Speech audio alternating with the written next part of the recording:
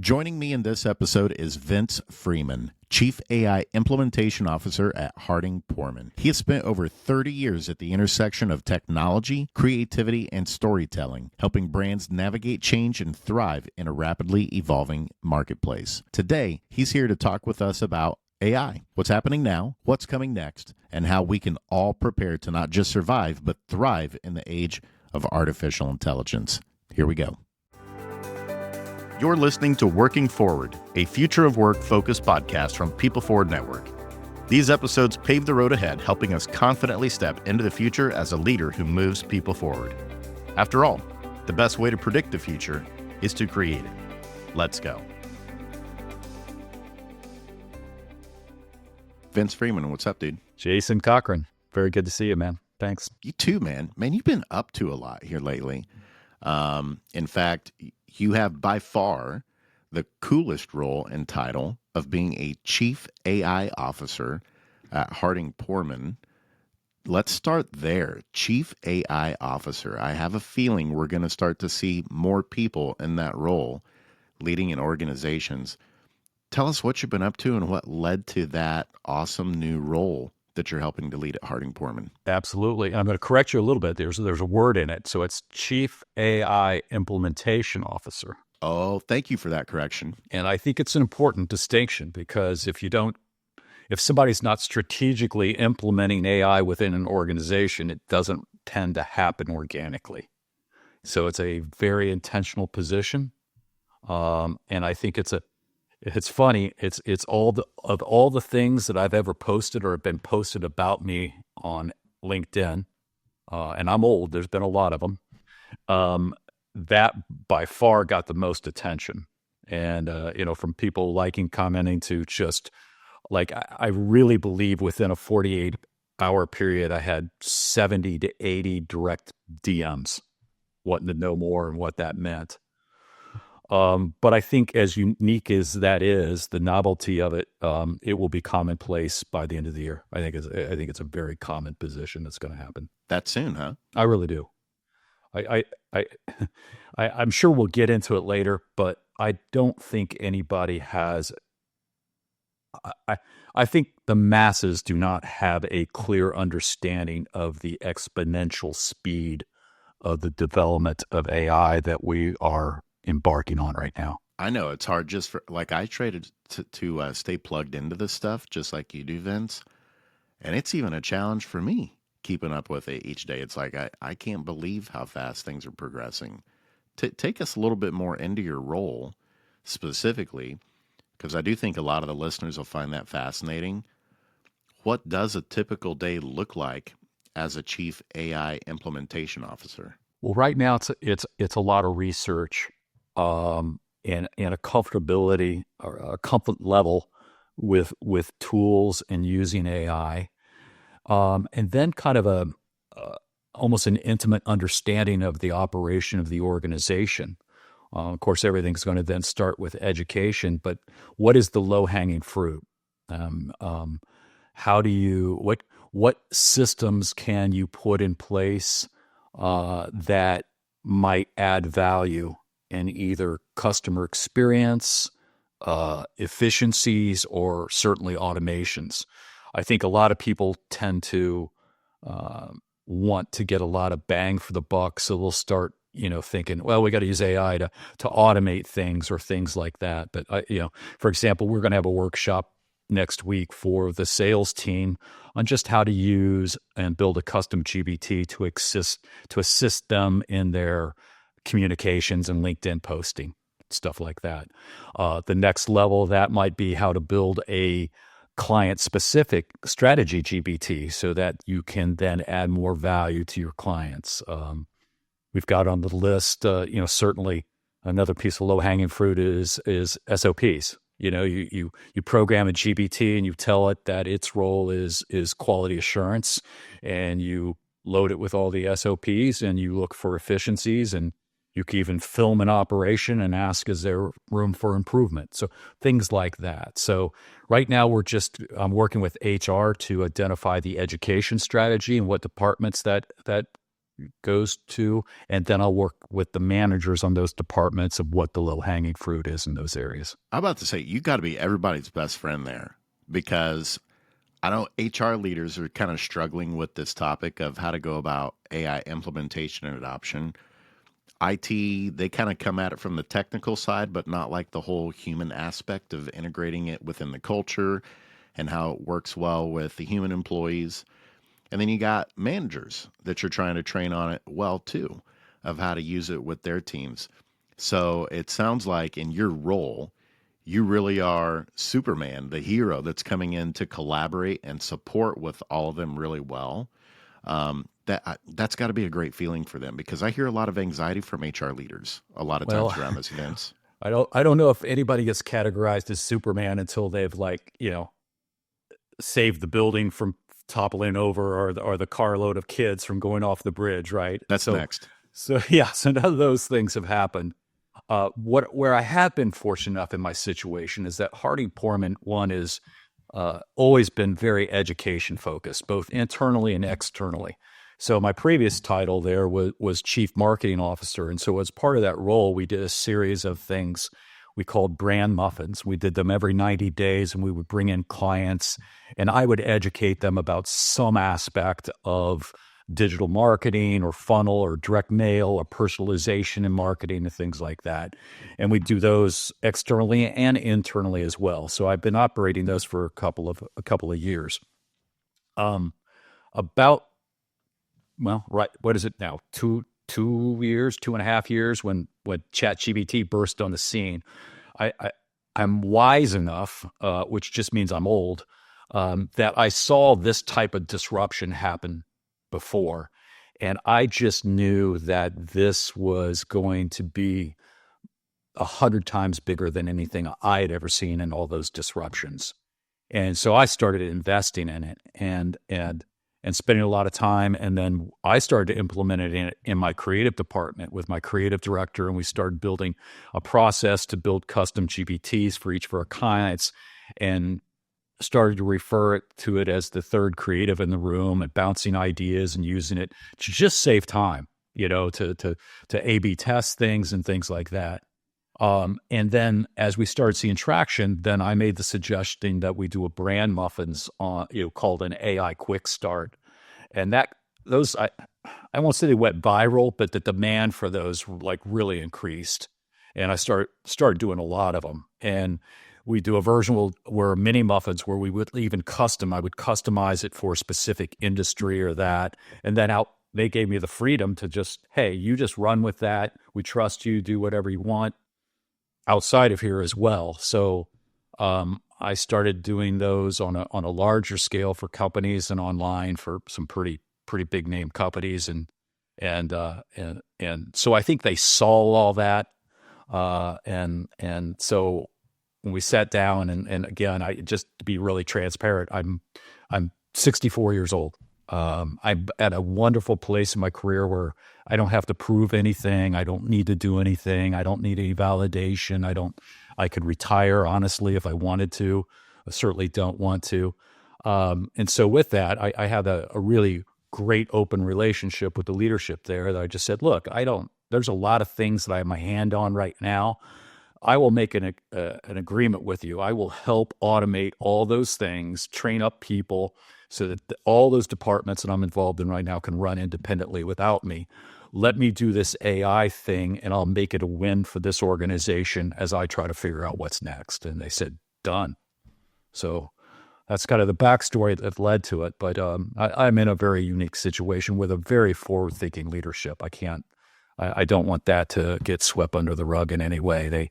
They understand the value and see the value of it, which for a commercial printing brand communication company, I mean, they're taking a step that a lot of big companies don't have the moxie to do right now. Yeah, I recently saw something, Vince, that said it's somewhere like around 96% of like CEOs see the hope and promise of artificial intelligence.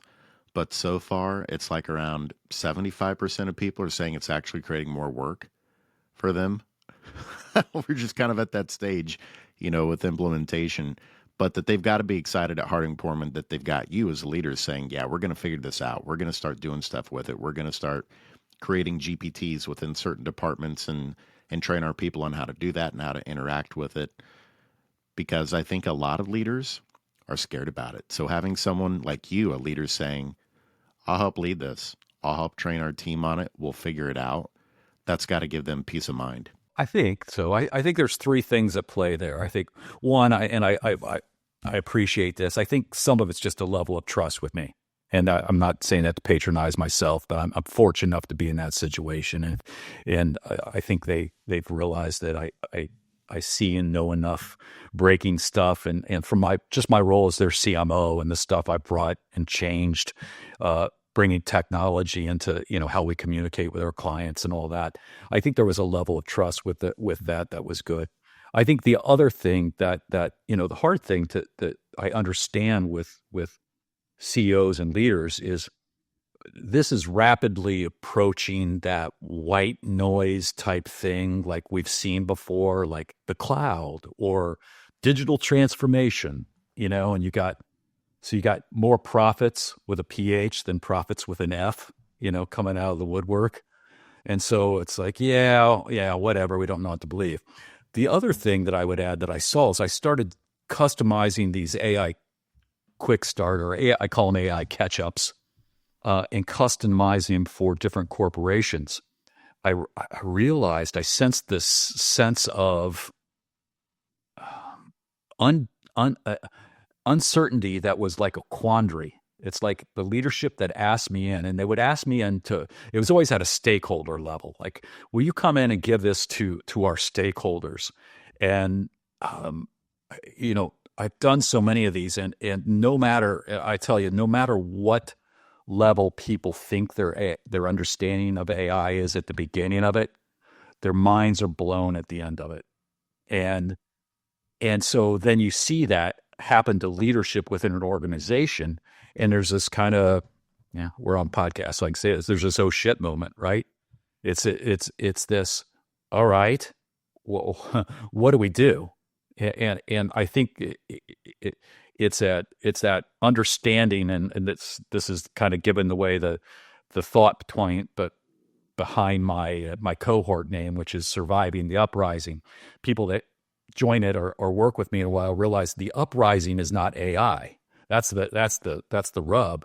The uprising is your competitor you don't see that is leveraging AI to do things you can't do, and that creates a really unique dilemma for companies. Then how do you transition and start this path where you're empowering your team to use AI with the full understanding they may well automate themselves out of job at some point, and that's okay. So I think that I really appreciate the position that leadership is in right now when it comes to the mindset of AI. You just touched on, I think, what the really big Pandora's box is with this that gives a lot of people uneasiness is I'm hearing a lot of people say, I'm just talking as a listener right now, right? You're telling me go use AI, but I feel like the more that I use AI, the more I'm getting it to basically replace me in my job, kind of thing. Are you getting any of that where you're at currently, where folks are concerned or they're bringing up concerns of like, hey, I get why we're doing this. I get why it's important, but I still have these worries that like, hey, it's going to put me out of a job. Am I being upskilled for something different, kind of thing? Are you hearing or seeing any of that kind of stuff going on? I'm feeling it. I do sense it. I think the first one where I really had like, hey, I might have to soften the end of this presentation. My presentations it's in 3 acts. So I do act 1 is just kind of the history of LLMs and how fast they're progressing, and just really so that people understand what's happening with AI and how it does, how quick it's moving and how powerful it is. And then the second act is we look at all types of generative AI. So they start seeing and putting the connection of these, I call them like disparate technology fires that are going to all combine at some time to create this mass firestorm of capability, right? In a multimodal way. And then the last is, okay, I follow a lot of people and they all have different predictions of what the next 5 years are going to look like. So I take the mean of those predictions and I kind of say, all right, here's what 25, 26, 27, 28 is going to look like. And this is how it's going to impact. And I started customizing, this is how it might impact your industry, right? And I hadn't really toned those down yet. It was always, I always came out thinking, well, this is a shock moment, right? And I did one for a manufacturing company.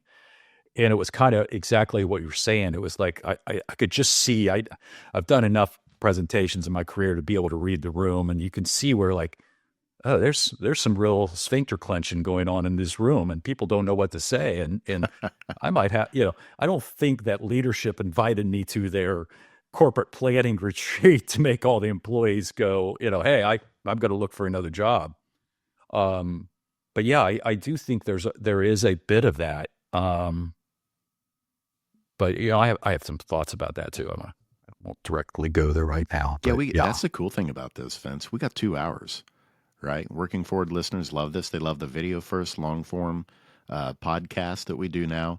So we're booked for 2 hours. So we are going to go there eventually. Good. We're gonna. Well, you'll have, if you'd ask my wife, you have to cut me off at 2 hours. And then I want to thank you for this opportunity as well, because my wife has listened to me talk about AI for a couple of years now, where she is having nightmares about the robot uprising. And so I'm not allowed to speak aloud about AI in the house anymore. So thanks for this moment.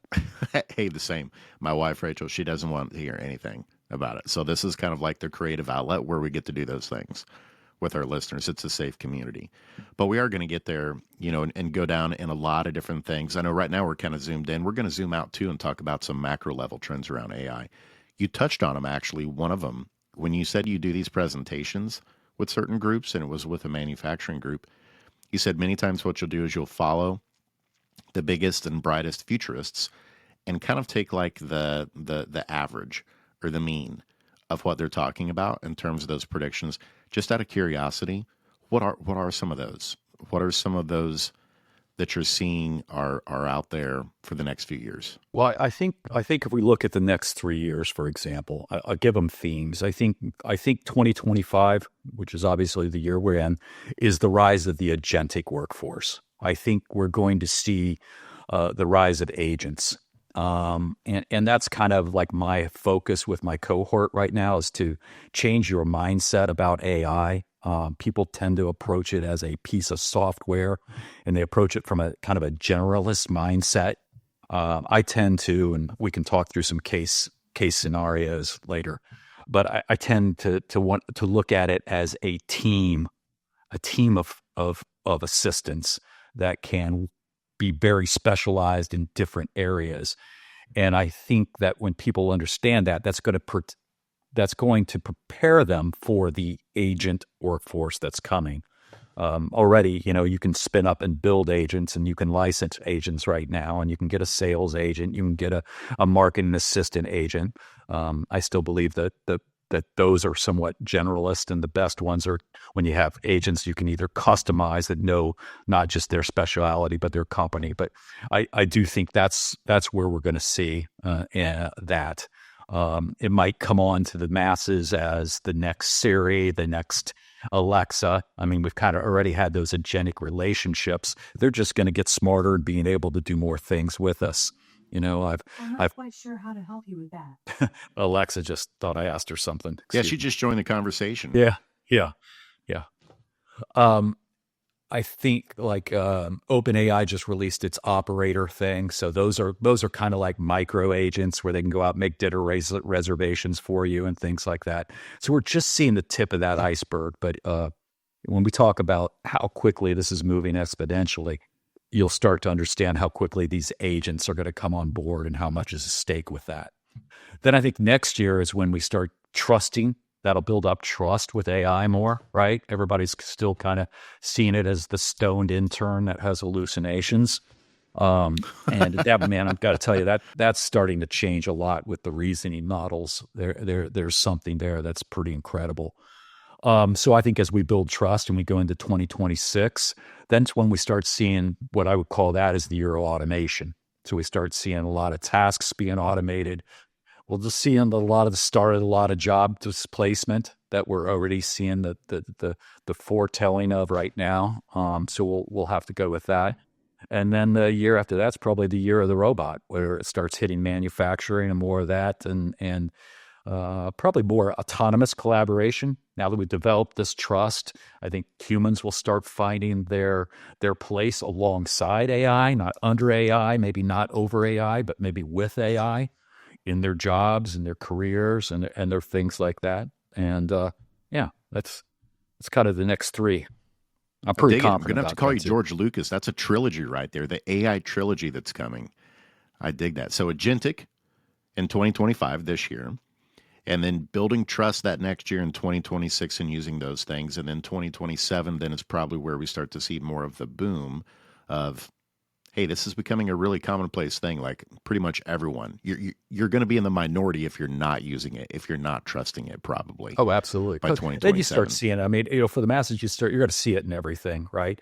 I mean, I firmly believe in 3 years we'll be able to walk into a Costco and buy a robot that can assist us with chores around the house. I mean, there's already for about $30,000. I'll buy you one right now if you want. And I think a lot of people think NVIDIA is making chips, but what their big thing is that they're doing is they build virtual environments running on all their tech stacks. And so basically they can take an LLM instance like OpenAI, and then they can put it in a virtual robot in a virtual world, and a large manufacturing company could come to them and they could build their whole plant operation in virtual space. And then they can create all these virtual robot agents and put them in there. And I think this is the other thing people don't understand is that robots, time doesn't exist for AI. So we learn through expertise and then learn how to exercise or not exercise that expertise through our experiences, right? And those experiences take a lifetime. AI, then in that training of learning what's right and wrong, can live 1,000 lifetimes in milliseconds, right? So they can train robots to have 20 years of experience on that plant floor, and then they can take those AI things and put them in actual robots and put them in a plant setting. So I think that's their long game. That's just fascinating to think about. On the previous episode with Enrique Rubio and Matt Burns, we talked a little bit about the way HR is going to shift is the more that we start having like actual agents as employees, AIs, that are working along with our human staff, is that IT and HR are going to have to work collaboratively with the programming of those agents. They're going to have to be programmed with the culture, with the norms of understanding how to work with teammates, right? Oh, there are so many. Just like the humans are. There's so many internal adaptations and ethical things that we have to work out. And the thing is, unfortunately, I think we're going to have to work them out reactively rather than proactively because there's not going to be enough time. But you brought up the IT and HR working together. I liken it to one of the disruptions I saw in my career is I remember when I had the epiphany. I owned an agency at the time, an ad agency. We were doing digital marketing. And all of a sudden it occurred to me, and this was kind of another oh shit moment in my career, was that the disruption that was caused by marketing was caused by the solo entrepreneur who was using these incredible marketing tools and platforms to be a one-person show to execute what an agency or a team of people could do, right? So very similar. I think it was Overstock.com that sent the flare up to the whole marketing world. They fired their marketing department, took their IT director, and put him in charge of marketing. And he's like, what? And it's like, well, you understand the data in the website, and you did that. And even after having that epiphany moment, I tried to build a digital agency where, it's like, okay, we're gonna get all the analytics, we're gonna gather all this data for ROI and engagement and all that, but we still were structured in a way where the designer did the design, the development team worked on the website, the writers wrote the copy, right? The typical stuff. And what I realized is that made sense, but that delay is when you miss the benefit of the data in real time. the advantage that the solo entrepreneur who understood all those things could do is that they're like, wow, the messaging is hitting at top of the funnel. I'm driving all kinds of people to the landing page, but they're not converting. So I'm going to make some tweaks to the CTA and see if I can impact that. And they're making those kind of things in real time. I think we're going to then, I just use that as a backstory for disruption. We're going to see like the role that we started with mine. It needs to be a hybrid of IT and HR. It's that blending together where I understand the technology, but I understand there's a cultural thing going in here involving people that they have to work really closely together. That's going to be an interesting scenario. See how this play out. Yeah, it is. Yeah, we joked on the first episode, like we're putting our hopes into HR and IT communicating and collaborating really well together. And we know that they're going to do it, but it's probably going to stretch some things in terms of communication because I'm not aware of too many HR and IT departments that work hand in hand so intimately together. Traditionally, it's what they're going to now. If you think about it, their emotional intelligence and capability are almost diverse. That's why they took different career paths. Like, the IT guys, generally, not to disparage any IT people out there, they're great IT people, but a lot of them are IT people because they don't really like people. Yeah, exactly. And like the very technical, the very, black and white, the programming and stuff like that. And it's interesting to think now that that's going to bleed into a lot of HR operations now that we'll have programmed employees and AI agents that'll be working alongside humans. And so it's going to be really interesting to see those relationships of those leaders play out. But I would definitely think most CEOs that you're going to be relying on those two leaders in your organization in particular of really helping pave the road of what's the strategy and what's the execution of having strong human AI dynamics and teams inside the organization. It's going to take both.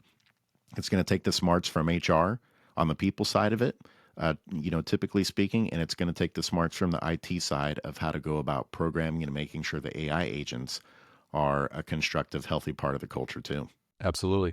And it's really going to take a mindset now that's almost like an accelerant of some of the things that HR and leaders have been talking about for a long time, but maybe have drug their foot on. And that's creating cultures of empowerment, right? And recognizing the people that are not the worker bees who really can create systems and don't have their ego tied to the way they go about their job or the tools they use. So those people are going to have to be elevated. And then programs like Dream Maker or Dream Manager, right? Where it's like, we're going to have a culture here. We're going to have HR work with people that in achieving your dreams might lead you to something outside this company someday, to a career outside that company. And that's okay, right? Those type of programs and that type of mindset is critical. And I think the companies that already have that ingrained in their culture are probably going to be able to adapt more quickly. By the way, shout out to Floyd Consulting Group, Matthew Kelly and Kate Volman, partners here at People Forward Network. We love the Dream Manager program. And to your point, absolutely see how those types of supports are just going to become increasingly important to help people feel tied to purpose, to tie the things that they're doing to dreams, right? And kind of hopping off the hamster wheel, so to speak, especially as certain types of job functions or tasks, more of that does get offloaded to AI. It's going to be a good recalibration moment, I think, for folks to think well about work and the value that comes from work and what are the things that do bring them energy that they want to be spending their time on, and then connecting it to their dreams, to your point. Exactly. I mean, the good news in all of this, the silver lining is if those three general predictions I made for the next 3 years play out, that third year is where the job disruption probably really starts being felt, right? But the beauty of this is that this is not an industry specific or a company specific disruption. This is transcendent. This impacts everything. So the positive things that a company's trying to do are going to happen externally as a whole. So, without jumping into like, or would we move to a UBI or what, hopefully that the culture in the world starts seeing the financial implications of automation and robotics on just supply chain and cost of living in general. So, to prepare people for a future outside the company, that's not as big of a task as it seems like it is today, right? It's that, again, I think I keep going back. I'm a huge fan of the Dream Manager program too. I was fortunate enough to have a client that just implemented it as well as I've seen, and I saw how transformative it was for their culture. But I think that type of thing, it's like, okay, we're going to use AI and we're going to do that, but at the same time, we want you to personally, to know what are your dreams and how can AI help you achieve those, and where do you see yourself, and how can you leverage things for a life outside this company. You touched on a lot of interesting things there. One that let's go there real quickly is kind of this concept of like supply and demand. Do you follow Peter Diamandis? I don't follow him, but I'm familiar with. Yes. He was talking about how, in the future, once we really are up to production levels with AI, where when you think about supply and demand, that like the supply side can keep up with demand or even exceed demand, that we should be seeing lowering of prices for a lot of things that traditionally have been very expensive. Particularly maybe even healthcare to a certain extent, right? And that's one of the positive things he's talking about. So when you're talking about UBI, universal basic income, like if there is eventually some job displacement, is the ultimate vision, I would hope for most of these leaders is, are we going to, have some obstacles or some hiccups along the way that have to do with, yes, there's going to be job loss, but there's going to be more job creation, yes. But also, are we getting to a point, a vision, a future that we can see that's very real, where the cost of things will be considerably lower and things will be more affordable, that things will be more accessible to people that traditionally have cost way too much money because of the incurred costs of what it cost to produce it, whatever it was, because of how, just to be honest, how expensive we humans are. The more people that you have to have on certain types of projects, the more expensive certain types of things can be. And so I think that's a picture that we want to continue to hang on to is, the purpose of this is, yes, to become more productive, more efficient when we're talking about AI, but that one of the big fruits or the benefits from it over time that we need to be striving toward is making things more affordable, especially right now. I mean, everyone is feeling the pinches of inflation and have been for several years, right? Of like, you're going to the grocery store, you're buying the same stuff, but now your grocery bill isn't $120, now it's $180 kind of thing. Having a future where you think about, what? That the grocery bill would actually go the opposite direction eventually because logistics is going to cost less. Procurement of goods and services is going to cost less eventually. I just want to reinforce that for our listeners that when you hear AI and you hear these massive changes of AI entering into the labor market, yes, there's going to be change, but also where it's going to lead is it's going to lead eventually to more affordability of a lot of goods and services that, to be honest, a lot of folks, unfortunately, can't currently afford. And that is a very bright thing in the future for us to be optimistic about. Absolutely. One of the people I follow, they're very adamant that playing those developments out, that the cost of living for a family four could actually go down to $1,000 a month. Incredible. So if that's true, a universal base income from the government for $2,000 a month, because the government's going to have benefits of all this as well. That's a likely scenario, and I think we're going to see this divergence. And again, not to jump ahead, I think within organizations you see that there are the orchestrators and the worker bees, right? And those need to coexist within a company. I think that it's all the worker bees that are going to be displaced. Anything that's a skill or a task, and we're not just talking blue collar workers, we're talking about white collar knowledge workers as well.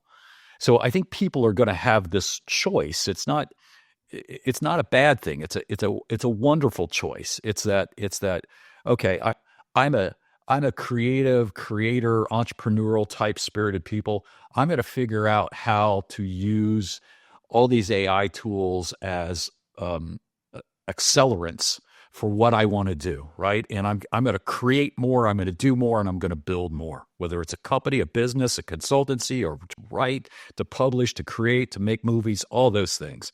But then you're going to have this base of people like my wife, for example. She's a worker bee. She's one of those people that's wired like she'd be happy on an assembly line. Show me how to put these widgets together and let me talk to the person next to me that's doing the same thing. And she would just love that all day. Now, that said, she also likes to build things around the house and do crafts and things like that. So I think those people they're gonna find a utopia as well. They might be out of work, but they're going to make a good living on the UBI and then be free to pursue what their passions and what their meaning in life is. So I do think I'm more optimistic about it than pessimistic. That said, the only thing that does give me pause is the greed of corporations. I mean, can we ensure that all this profit and all that is actually going to go to bringing prices down and not line somebody's pockets? That's why I like one of the other proposals I've heard on the table is a automation profit share of sort, where it's like there's like some baseline worth, almost like the stock market, where all these companies that benefit from automation and robotics and AI, all that money gets pooled and distributed as dividends to all the citizens and all Americans, so you're getting paid dividends by the benefit of AI on the different sectors of business. Hey, anybody who can't get behind that, I mean, come on. How would you rather be getting like a paycheck because of how well things are going than being told every year of how much you owe and you have to pay back? Right, to the government, that you have an economy that's working that way that benefits everybody. What you also shared there, Vince, the other day I was chatting with someone about, if more of the traditional type jobs, the next 5 to 10 years, if more of those types of things do go to AI, what's the type of work as human beings that we will want and can be doing types of things? And a lot of those are going to be missional driven, humanitarian types of things that you were alluding to, which is, what if we're working on things to solve hunger around the whole world, that literally no one goes with not having enough food, right? What if we pull together and we work on clean water around the entire world, that literally throughout the entire world, there's accessible, clean drinking water for everybody? What if there is appropriate health care for every single person around the world? Like, these are things that have eluded us for so long for myriad reasons, whether it be greed, whether it be because of costs, related to those things, or whether it be because we all were so busy in our traditional work that we couldn't contribute to causes for the greater part of humanity, right? That we will start to have an awakening, I believe, to your point, where more of us will have this potentially additional time freed up because of the things that AI is doing for us, where we can be thinking about those things. What are the nonprofits? What are the causes? What are the humanitarian things that I want to contribute toward, that I want my legacy and impact to be about?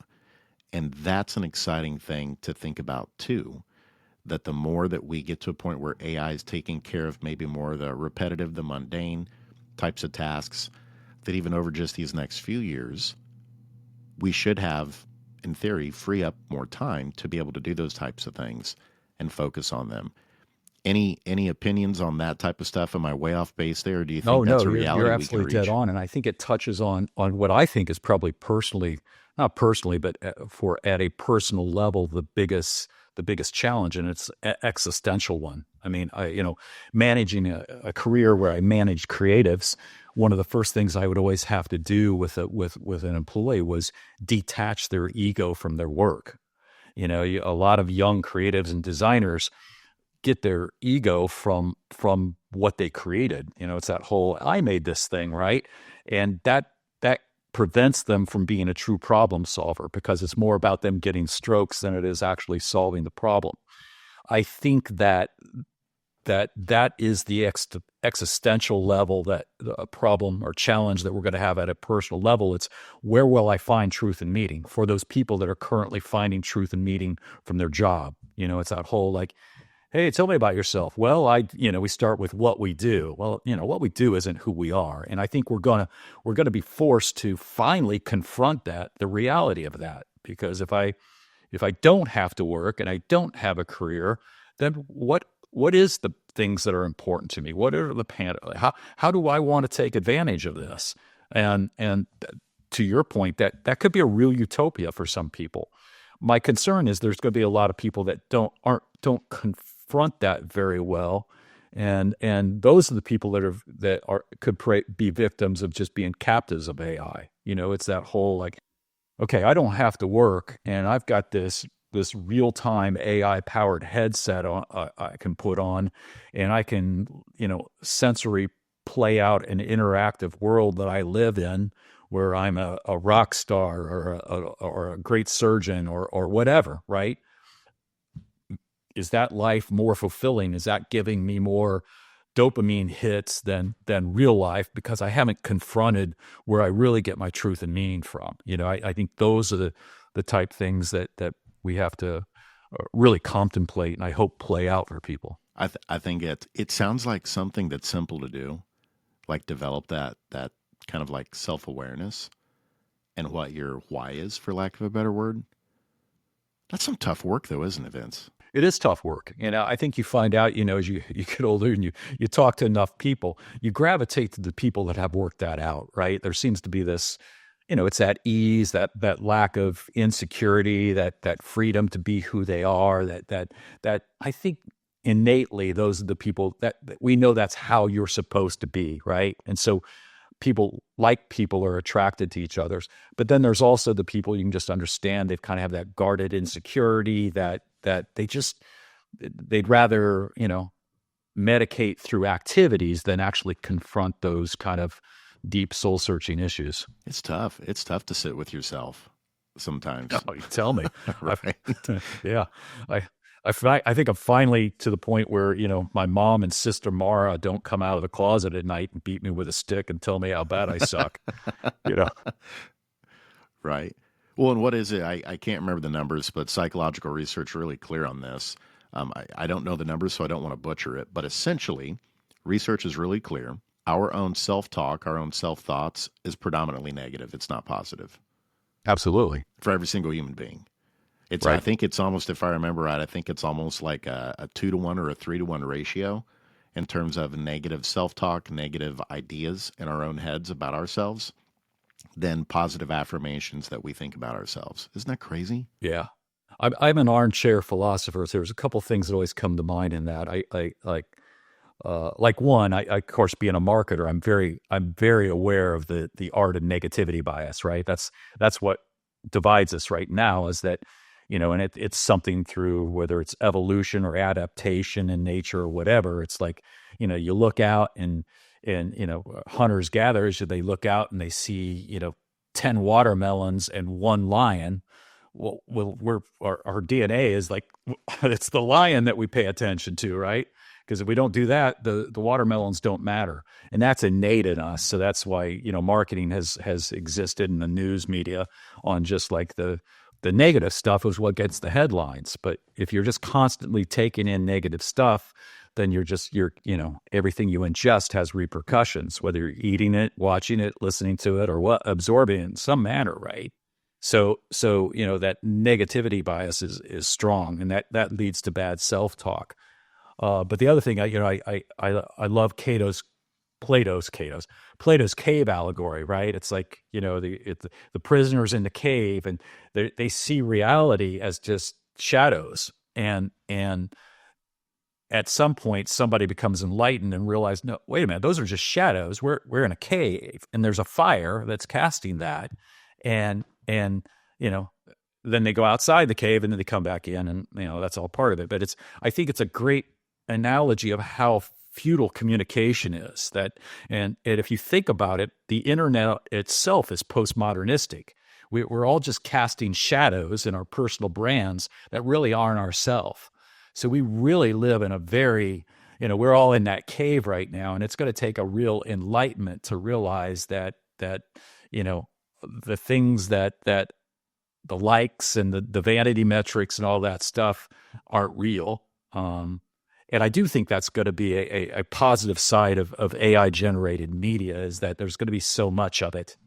And there's going to be so much, because AI is just like this clear distinction of what's artificial. It's in its name, right? It's artificial intelligence, that there's going to be this clear cut and divide between authentic humans and relationship and everything else, right? That's my hope.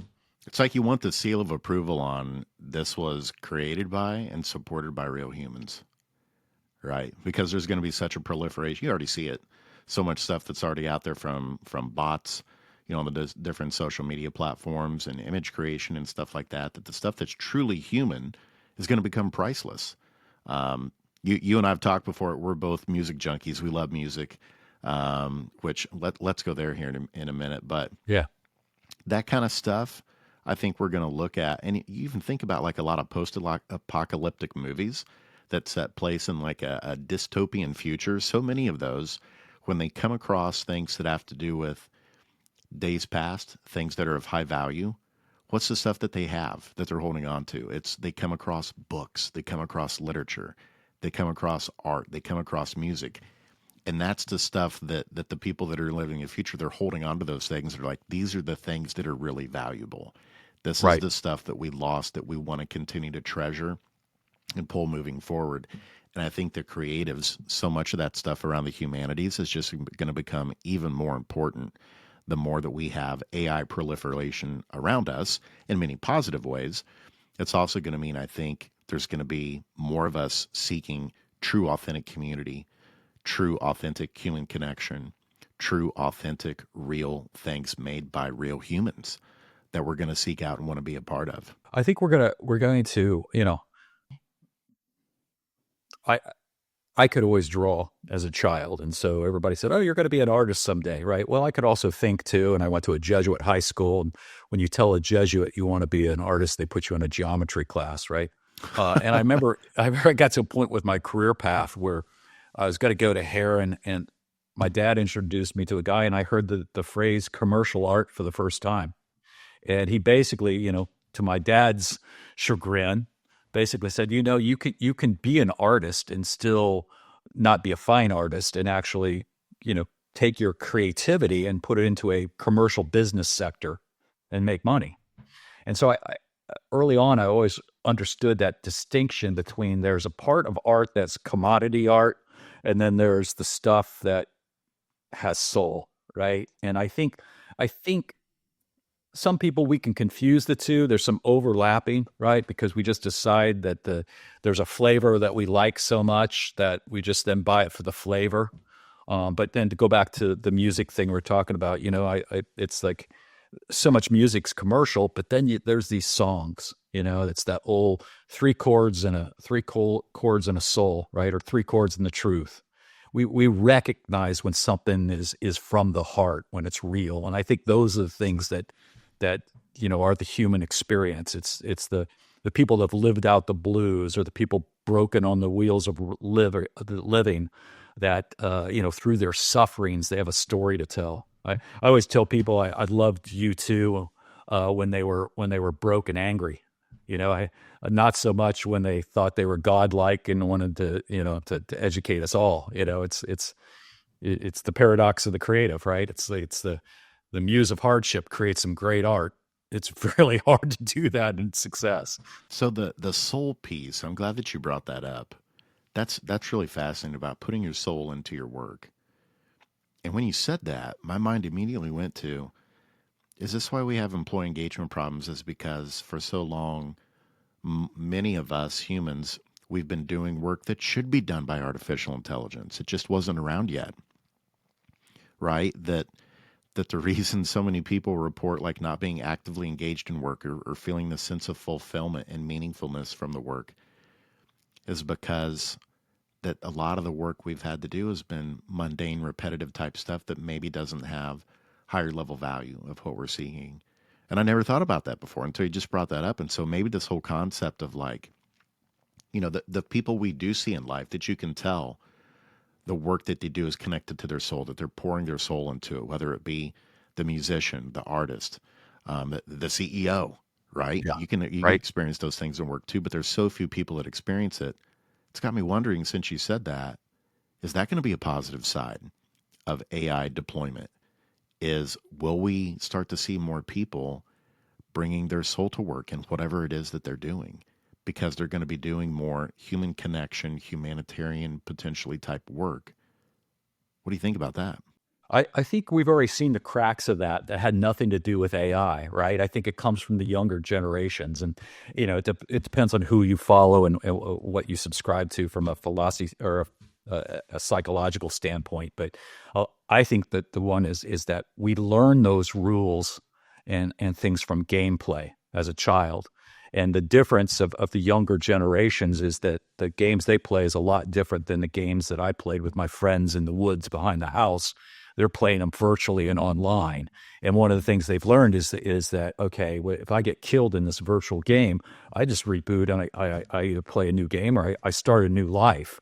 And I think we've seen that generation enter the workforce, right? Where the older leaders want to see that as irresponsibility, but really it's a generation that has refused the captivity of this work for 20 years and give your soul to a place and they'll take care of you.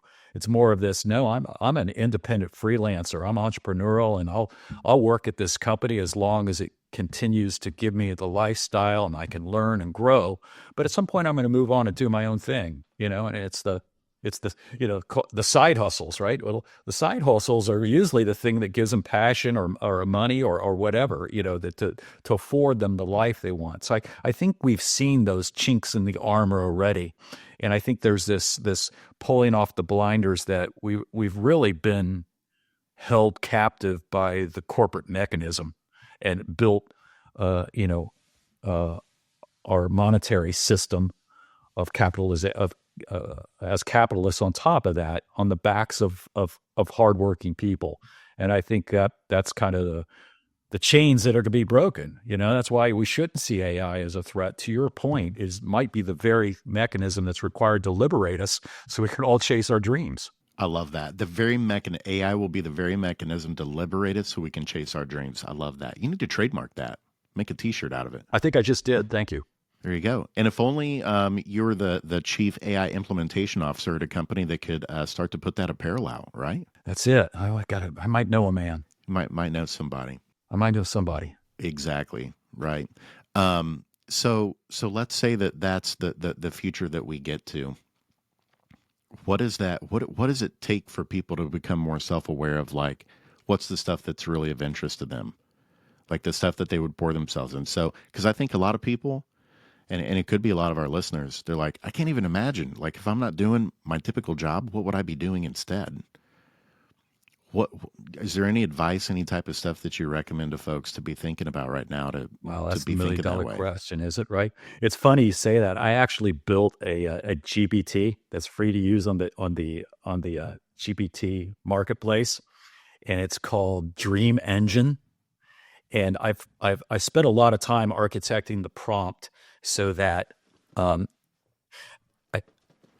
fell into this prompt engineering thing where I realized a lot of people don't know what questions to ask of AI. And so I went down this path like, well, can I make AI be the thing that questions you and draws things out from you? And I did it and created this thing called BizWiz, and I showed it to my daughter, and she's like, well, can I use this to help? Because she has my oldest daughter is one of those people, and both my daughters are this way, is where they're really gifted with a lot of different creative talents. And so they get creative ADD. Like like my oldest, she can sing and she can write music and she makes jewelry and all this stuff. And so anyway, she's like, well, help me figure out what I really want to do. And so I thought, well, I could adapt this to do this dream engine thing. So, you just start by saying hello, and then it introduces itself, and it just kind of asks you then what are you passionate about? And then just through questioning, it helps kind of draw that out of you. But I think that is a existential question that a lot of people, because they're so busy, and maybe the negative self-talk, like you thought, I think that's the other thing. A lot of people don't believe they're deserving of that type of life, that's the life that you're going to have someday when you retire. But yet, we've seen history play out where people retire and all their identity was in their career, and now they're lost. They don't really know what that is, right? They thought it was, living on a boat or playing golf all the time, and then they can't understand why that doesn't give them fulfillment at a deeper level. So going back to what we were talking about earlier, do you think that you'll ever have a humanoid robot in your house? Oh, I know. Well, yeah. That's cool. What do you think it'll do for you that'll help you out the most? I don't like home repair. I don't like maintenance and stuff. So I think that's great. If it's just something that like walk the dog or, I don't know. I probably want to give that up. I like my dog a lot. I don't know. I just feel like it's going to be so commonplace. I mean, to go back what you said earlier, we talked about this, everything coming down, in price. The thing that people don't understand is that AI is already begatting AI. So these large language models are moving far so exponentially because they're creating themselves in this loop. And that same thing's going to happen with robots. Robots are going to build robots. And so, what the $30,000 robot of today might be $800 at Costco, with a membership, in 3 or 4 years. So that's why I say I might own one. It might be one of those things like, well, yeah, everybody has one, right? I think so. And I'm probably going to have it do the same things you just said. Like, I am not good at home repairs, so if it can make sure that our HVAC system's doing great, if there's ever plumbing and electrical type stuff that could be done, that's great. I even think about, so my dad too, my dad is in assisted care. It's traditionally a tough industry to find a lot of humans to work there, right? It's just an industry with a lot of high turnover. It can be a challenging job, to do those jobs. What if one day, if there's like certain levels of companionship of like, there may be humanoid robots that are playing chess with, folks that are in those facilities too. Not that we don't want humans to do those things too, but it's like, if there could be almost like round the clock support and additional supports and engagement and connection in those types of environments too, with those people, even when other humans may not be able to provide that, that's another just like incredible thing that blows my mind of what we might be able to do with it. Well, I think a reason why that's a really tough question to answer right now is that I don't think we understand what our attitude and perspective of AI is going to be like in 3 years. I think, and that's kind of my point with a lot of with my talks with people right now is quit thinking of it as a tool or a piece of software. Think of it as a relationship.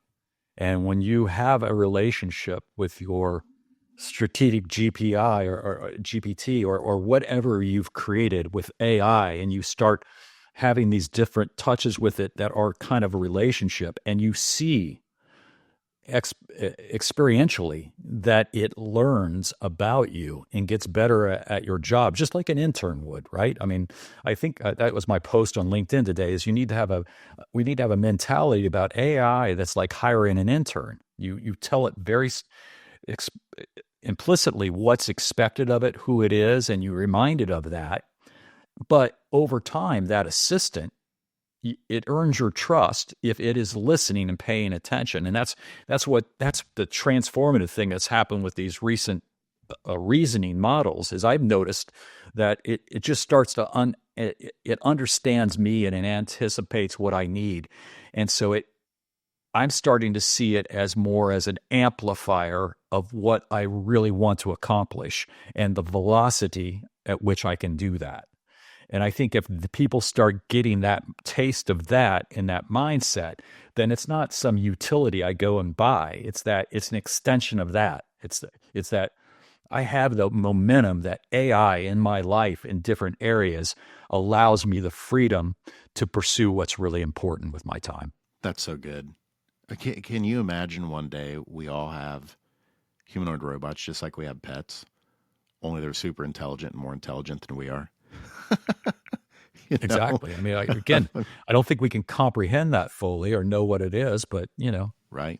we'll also have, more self-driving cars and taxis, and we'll see AI a lot more quicker, The What's beef is that, fascinating about that, Vince, is there's been a lot of psychological research too on why is it so challenging to do things that are good for ourselves in the future. And the prevailing research has shown that your future self is a stranger. You're not really connected to that person. You don't know. It's why so many people struggle with saving enough money the way that they do. They know it's good for their future self, but their future self feels like a stranger. They don't know who that is. And I think sometimes all this stuff with AI, it feels like it's so far out in the future that that's kind of a mental block or a mental hurdle too, is we think, well, I'll never see that coming, or that's never going to get here. And I think a lot of people just think in the here and now of like, oh yeah, ChatGPT, it's around. That's what artificial intelligence is, not understanding that like later this year, it's going to look a lot different. 2 years from now, even more different from that. That it's kind of hard to project those things. But one number that to me is really fascinating when we think about what will our world like tangibly look like, the beings that are on this earth. This is from Elon Musk, so this is just from one person, but he said that by 2040, so in 15 years, there will be approximately 10 billion humanoid robots on Earth. 10 billion. That just blows my mind. When you zoom out and you hear those kind of numbers, to think, yeah, literally there'd be enough for every single family. And then companies obviously are going to have a lot also doing and producing work that number just absolutely blows my mind, that potentially there'd be around 10 billion humanoid robots within the next 15 years. Well, I think that's the part that is just really hard to get our head around. I think, we try to make predictions based on what we've seen in the past, right? So we look at the advancement of technology. I remember in high school, this is how old I am, I had to read a book called Future Shock in the 70s, in the late 70s, right? And that book was about the impact of technology was having on people and the advancement of it. But that's in the 60s. That book is like, that was so far ahead of its time. And I bet that, if that author was still alive today, he'd be like, oh my God, this is more than anything I anticipated. And I think that's the part about all these developments that are getting ready to hit that people don't understand. It's not just AI. It's a combination of all types of things coming together in the perfect storm that's going to create a future that's really hard for us to comprehend. We've stayed on the real positive side of this, but that's part of that scary stuff that my wife doesn't like me talking about. There's a book by Mustafa Salman called The Coming Wave. And Mustafa was the gentleman that left Google and started DeepMind. And they started in 2010. And the whole idea was, can we take and map all the neurons and pathways and do everything that the human brain does and turn that into software? And that seemed ridiculous in 2010. And then obviously coming years, and by 2015, they're like, hey, we might be able to actually pull this off. And then subsequent years. And he actually left and then became kind of an alarmist. I mean, he's going around saying, hey, there's some things we need to be thinking about right now. So a few of those things is that the advancement of AI and intelligence. And this is one of the things I tell people in my conversation. Einstein's IQ was around 180, 185. The highest IQ of a human recorded was somewhere around 220, 225. The IQ of ChatGPT 2, when it came out, was about that of a low high schooler. So I don't know what that is. Maybe that's 70, 75 in that area. By the end of 2024, AI was at a intelligence level of a PhD. So now we're talking somewhere maybe around 140, 145, more. And I think the average American's, IQ level is around 90 to 95 in that area. So, superior intelligence. Now that AI is begatting AI and doesn't need human intervention to grow and learn, we're going to see in next year IQs in the high 200s, 300s. a scale that we've not seen at a human level. What does that mean? How do we measure it? Then if you put that on quantum computing in 2028, 2029, now we're talking about an IQ level, and that's where they call ASI, or artificial superintelligence, and that's the race that all the nations are heading towards. That is our modern arms race. We're talking about IQs in the tens of thousands, and we can't even comprehend what that means. No. So you have that. You have other technology that people might not know. I mean, we can. Do you know that they have DNA printers? We can print DNA. They had, in a lab somewhere, they actually printed a human brain and then taught it to play Palm. So I hadn't heard that. Yeah, so we're going to see this.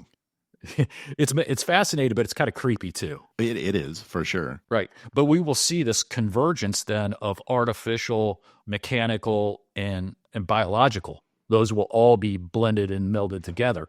And that's that cyborg world that we thought, well, that's just a science fiction novel. We'll never see it.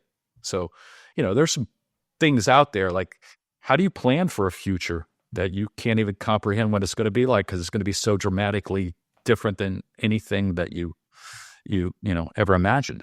The thing that really brought it home for me, when you're talking about the quantum computing, you were talking earlier about like there's these big waves. Artificial intelligence is one of them, but we have these other waves that are tangential to it that's also just accelerating and advancing things at a ridiculous level. One of those is quantum computing. Another one is blockchain too, that's kind of going on, the decentralization of things. But like the quantum computing, what really brought this home for me was when Google started going public about their Willow quantum processing chip and putting it in terms that each of us could understand, because all of this stuff, the IQs you're talking about in the tens of thousands, a lot of that stuff is hard to understand. Here's what it made sense to me, and when Google explained it this way. They said what that quantum processor chip is able to do, the Willow one that they just publicly announced a few months ago, it can do in 3 minutes what it would take the most intelligent current supercomputers that we have on the planet to do. It would take them over 1,300 years. Right. So we're going from what would take, with our best technology we had, it would take it 1,300 years or something like that to do. That now has been whittled down to 3 minutes with this quantum processor chip. That's how quickly things are changing, and that's the foundation. Those will be the types of chips that will eventually be going into robots and things like that. It depends on what expert you follow, but there are some that believe, and certainly with Google's announcement, it's like it's there, but they can't release it because there would be no security against it. So, for example, the most you brought up crypto and blockchain. That's the most secure thing that we've developed, to the point that there are some people that want to move our currency to that and our way of monetization. Well, you throw quantum computing in the mix, that can be hacked in no time. Right now, the permeations of blockchain are multiple lifetimes, but a quantum computer could probably break it in a day. So there are some technologies that are kind of like in the pipe, but we don't know how to constrain what the power of that technology could do to the systems that are in place. And we even saw some of that to a certain degree with DeepSeek, right? DeepSeek had its moment. Right now we're doing this episode on, what is it, February 20th or February 19th? February 20th or 19th? 2 or 3 weeks ago, DeepSeek became all the rage. Everyone was like, whoa, what's this thing? It's open source AI from China. Let me hop on this thing. This thing, what it can do is so incredible compared to ChatGPT. And then guess what? A lot of people found out this thing can't pass a single security test. Right. And you may have just brought a Trojan horse onto whatever device it is directly from China. And so it quickly got shut down and taken offline. But that's just a small little example of how quickly things are progressing. They can become available. People may latch onto them without taking into consideration a lot of the security concerns that comes along with that, and what information are you making accessible to it? And it goes even beyond DeepSeek. Probably a lot of people don't even realize if you're on a free version of GPT, anything you put in there is what it is learning on. So it's not like it's just private information to you. If you're putting anything IP related to your business on the free ChatGPT plan, that means it's becoming part of the brain of OpenAI, of ChatGPT, and could potentially be deployed in an answer based off of a prompt from other companies or other people. There's actually a case study that's pretty famous, and I forget the company, but there was an engineering company or development firm in Japan that, right at the start of this, they took their development team took all the documentation of their next product release and just uploaded it into the free version and started asking questions. And they're like, it was like a parlor trick to them. And they're like, hey, look at this. Look what we could do. Isn't this great? This is fabulous. And then all of their IP was in there. And they realized to their horror that you could ask it questions about their next product and it would tell them, exactly what they were working on. And there were some people that think that lost their jobs over it, and there's certainly some rules set in place. But exactly, I mean, there's and again, I think you recognize I'm an optimistic, but the thing that does give me pause is that historically, we have not played well with our toys, right? So I think it's really important that we have conversations about guardrails and ethics and protectionism now, because somebody will take advantage of this. I mean, again, you combine some of these technologies, you can, if I can spend $250,000 and build a device that prints proteins, what keeps me from using AI to create some unknown carcinogen or biological weapon and then printing it out and releasing it to the masses? I mean, right. We got to think this thing through. We can't just have these disparate technologies being driven by capitalism with with blinders on to what they're going to do and not understand how some of these things could be put together to harm us all. So let's go there real quick. Like a few weeks ago, this whole concept of Stargate here in the United States that was put forth by I think it was the executive branch, the Trump administration, something around investing in AI and trying to take more of a proactive approach to understanding AI, what it means for the economy, how to do it in a safe and secure way. What's your take on Stargate? It's still kind of fuzzy to me, but is there some optimism that maybe we're going to start moving in a direction of trying to put some good policy in place around AI creation and use? I hope so, but there's so many levels to that, that really make it a tough thing to answer. On the surface, there's the arms race, and what I talked about ASI, and whether you're a patriot or not, I hope you want the U.S. to win that, right? I don't want some other country to win that. And if another country that had a not so great worldview had artificial superintelligence before anybody else, then that could be dangerous. So there's a defensive aspect to it where we have to have the wake up call and say, hey, we need to put everything we've got in this, because the private sector, the corporations, will build it on their own. So like SpaceX figured out stuff that the government couldn't do. So we need this initiative that combines the government with the private sector for the benefit of the country, right? I do believe that. Now, that said, I do hope there's democratization across all nations where they have access to this great utility of intelligence. You want that. Then there's the level of the economy, right? It's like, okay, all this intelligence. If you look at this intelligence, it's like a utility. It is the next oil, right? So you want to be the country that has the infrastructure that is providing that utility to the world, to have that monetarily built into your economic structure, right? There's that.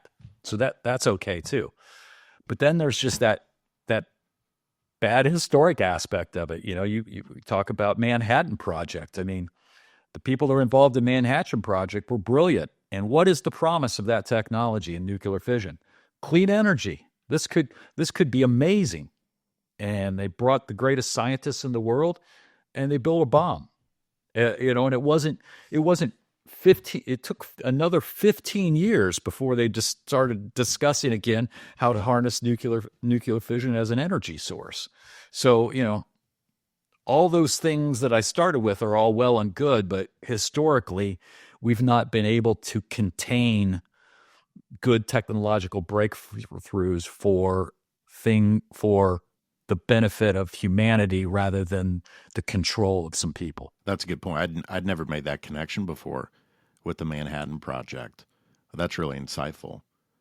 And so it's one of those like, hey, the intent of this is good, but we have to be wary of the consequences and that there's going to be some bad actors that use it in potentially some nefarious ways. We've all got to be really smart about it. But that also that question of like, there's an importance here that United States, we got issues. We know that. We know we're not perfect. But when you think about potentially some other nations, like China or Russia, that if they were the ones, to potentially get to ASI levels first, what could that mean for global humanity? Those are really important, considerations that we need to think about. And hopefully Stargate maybe is just one start of putting together some good thinking around this, some good structure. But we got to execute well on it. To your point, it can't just be talking about it, because historically we haven't been very good at doing those kinds of things, at making sure that those kind of advancements don't lead to world-altering types of consequences. Exactly, and at the very least, it's the positive side of taking the corporate visionaries that will move ahead in developing this regardless, and having real conversations then with the government at a deeper level, so that the government can understand it intrinsically, what the ramifications are of it. And a case in point, I don't know if you watched any of the Senate hearings when they were talking about privacy and they were interviewing Zuckerberg. It's like, it's obvious that the questions that were being asked were so ignorant of technology that you saw the incredible gap between policymakers and their understanding of the technology that they were empowered to write laws for, right? So hopefully this kind of dialogue and learning those lessons, understand that the way our government is set up, that the people writing the laws and guiding things have to have a more intimate connection with the technologies being developed as they're being developed, not in response to how they're being used. You're saying we need smarter politicians, Vince? Wow. Yeah, boy, you could start a whole podcast channel just on that, right? Right. But it is like, I think we've seen it's like this is the biggest thing in the history of humanity, truly. Like it's that big. And so we have to have strong leadership. We've got to have smart people, both from private sector, public sector, that's coming up with good policy around it to make sure that it's a positive thing and that it doesn't get away from us. One of the other things that I think is really interesting, we should get into a little bit here, that just came out on artificial intelligence is, and I want to make sure I get this clear, but there's starting to be some research that's indicating folks that are using AI quite a bit right now, that they're starting to show that there's starting to be a drop in the problem solving or critical thinking skills of those people. In other words, leaning a little bit too heavily on the AI to do those things.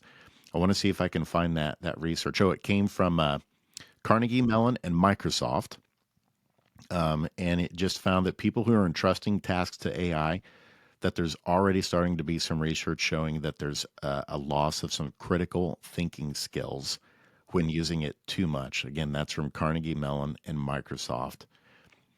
Any initial reactions to that? Yeah, I would argue that those people probably were lacking critical thinking skills in the beginning, and they probably were lacking those because they have always used technology as a crutch, and so they approached AI with the same crutch mentality. I mean, It's the whole like, and again, that's where we've kind of talked about that earlier, where I think our mindset has to change. It's the people who start to understand that they are the creative genius above the AI.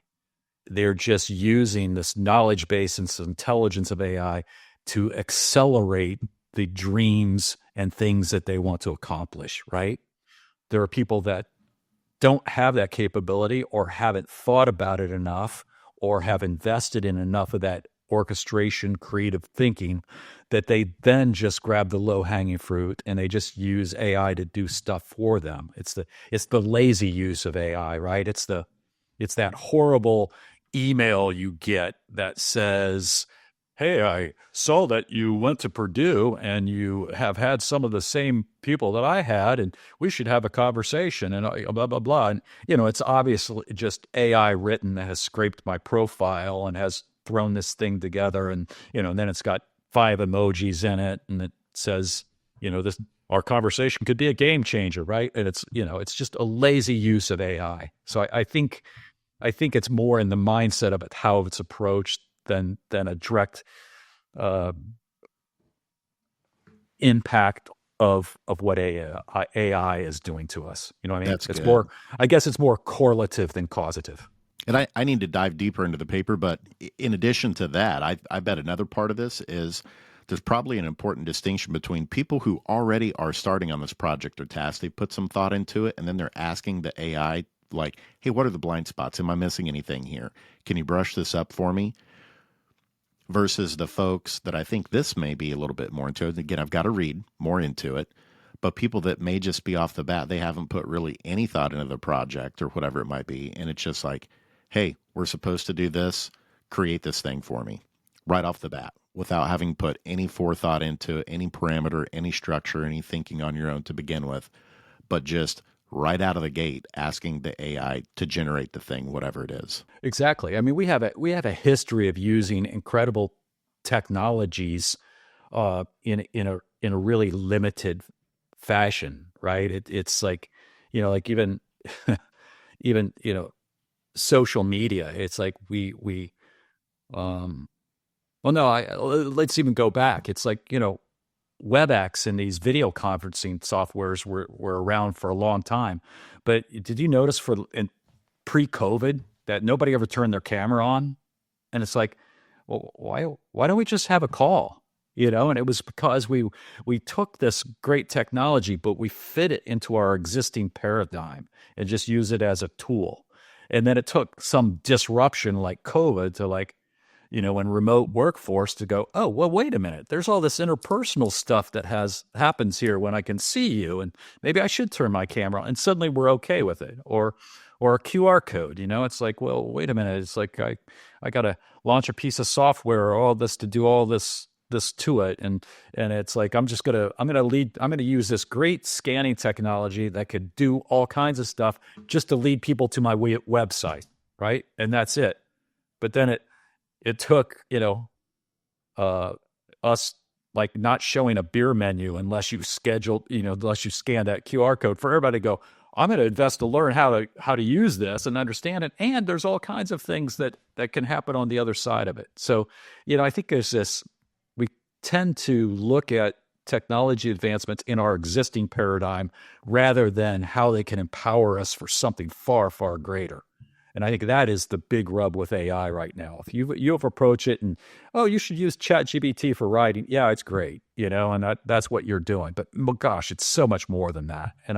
And again, I don't want to harp on it, but I think since the O1 series and this reasoning model and the way it's working now, unless you have this intimate, ongoing working relationship with it, you probably are blind to the fact of how well it's learning about you and your working styles and what you want of it. And I think that it's going to take that tipping point of people experientially experiencing that to really understand and get the proper mindset of how AI can assist them. It's kind of like this push and pull type mentality, right? It's like you don't want to just roll in and be like, hey, do this project for me. Like you want to at least put some thought into it beforehand. But you gotta be thinking about those things ahead of time. You gotta prompt it well. It takes critical thinking in order for you to get good output from the artificial intelligence itself, with what we have currently. And I think that relates a lot to what you posted on LinkedIn just recently about this, which was, if you think about AI, just like you do with your human team members, AI is going to have certain types of specialties probably within an organization, certain types of roles. And so, like, you wouldn't ask a chat bot to do work in your organization that's not chatbot work. I think that's brilliant what you shared. Dive into that a little bit more. But this concept of, like, as we're thinking about AI, even as we move into the agentic pieces you're talking about this year, and we extrapolate on those, that for leaders and organizations, you still want to have very clear roles, responsibilities, or ways that you're engaging with the AI, and set up parameters for it to be successful in the things that it's working on, instead of trying to stretch it out too thin across different types of things that it may not be trained on. Explain some of that to us, Vince. Sure. Some of it I think is mindset and a way to really help you get in the proper frame of mind about how you use AI. For example, if you're in leadership and you're running a team, you don't hire the same type of employees. You don't have a generalist mindset. You have a specialized mindset, right? You don't hire a bunch of generalists. You hire people that are really good in a specific area, and it's a collection of that combined expertise that contributes to the success, right? And so I think that having that mindset towards AI helps us orchestrate and create and know how to use it. It also, in the past, I found, because of the limitations of tokens and its ability to concentrate and focus, that a specialized use of AI worked a lot better. Now, I do think at some point it's going to play out that you're going to have instances of AI that can do a lot of things really well. And so you might go to a more generalized use. But the specialized use mindset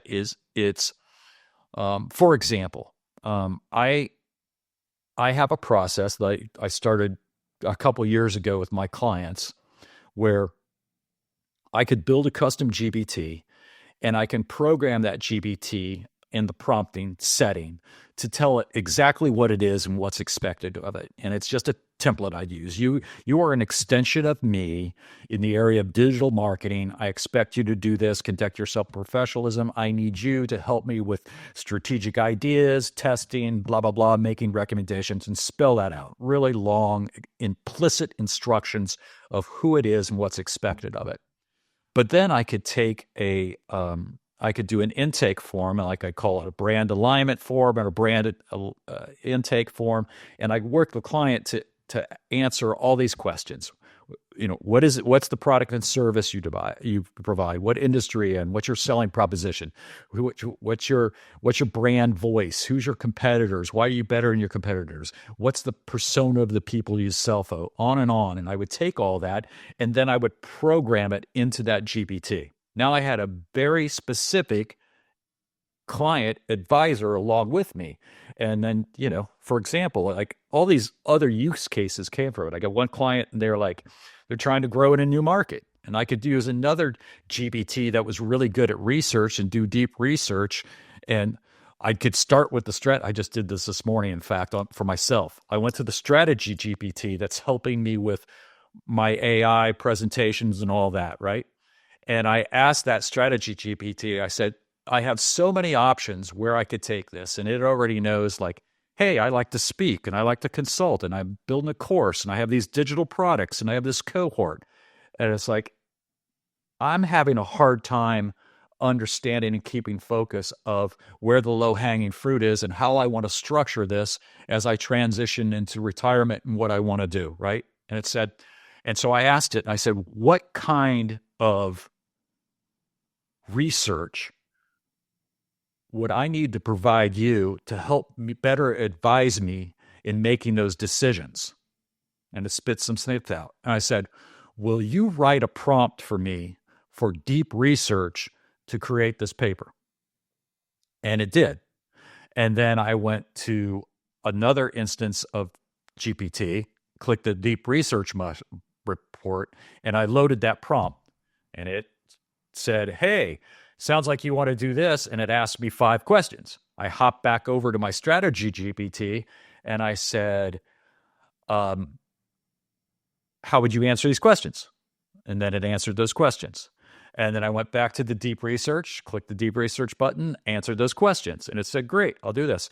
And it compiled in about 12 minutes a 21-page market analysis of the potential for somebody with my skill set in AI, from everything from teaching to advising to building, selling automations to selling agents, all those things.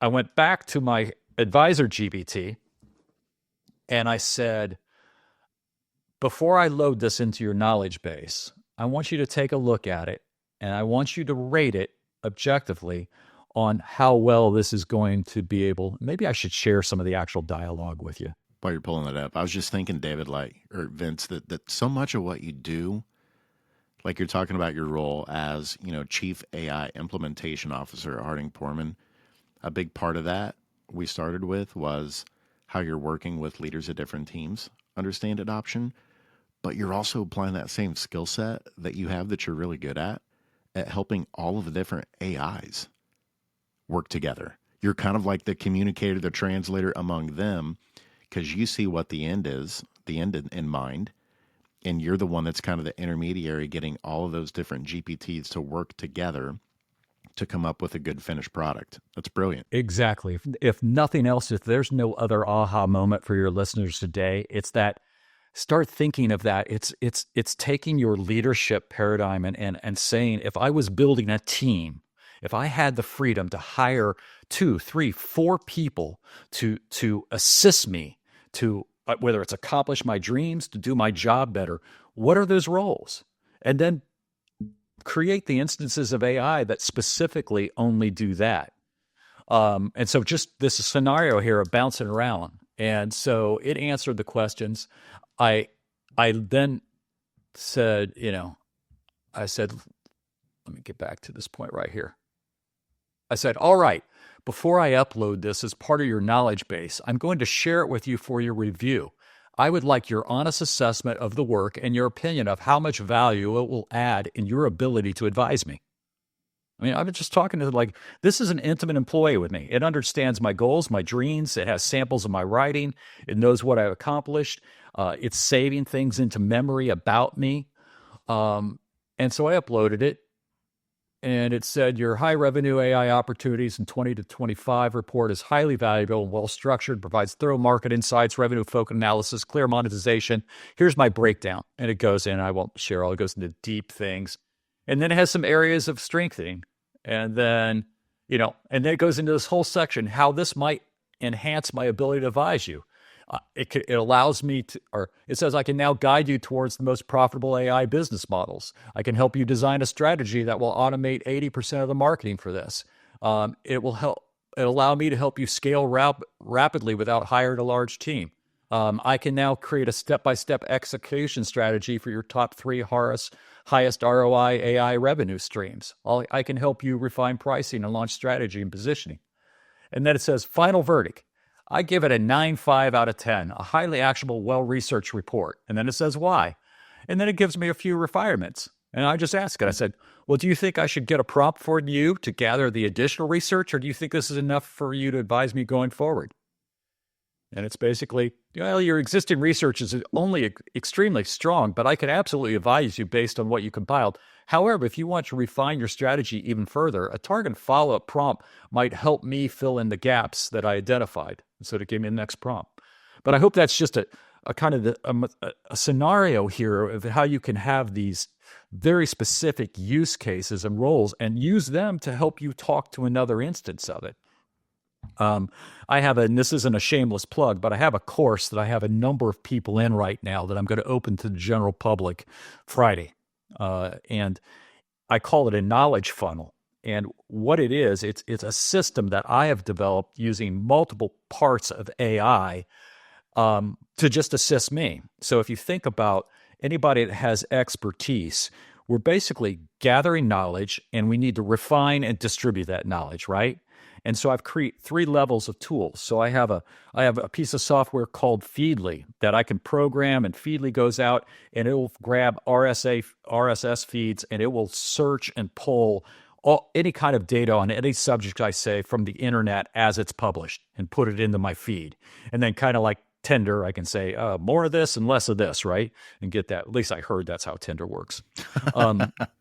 And then the cool thing is it'll also give me an email address, or create an email address for my account, so I can join newsletters on that subject matter, and they all go into Feedly. And then I have influencers I follow on YouTube and all that, and so I can follow all these people, and Feedly will help me find things that they posted in news.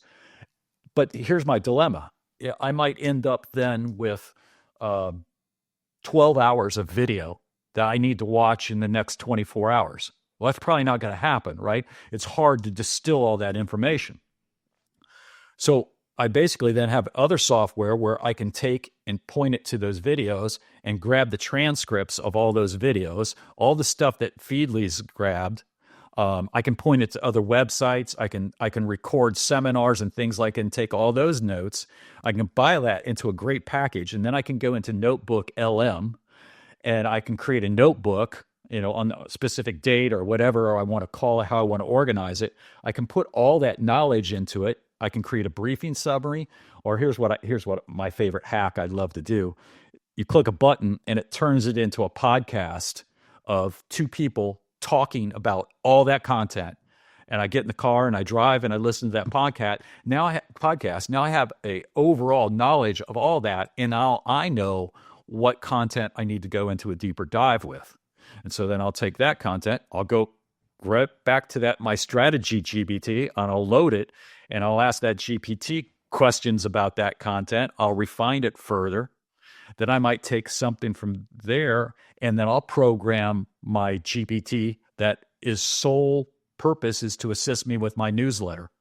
And I'll load that content into my newsletter or into my GPT, and it knows when it gets that content that the first thing it does is it reviews all of it, and it helps co-author suggestions of, here's some great news topics you should talk about this week. Here's an existential question you should ponder based on this content, and it assists me in writing that.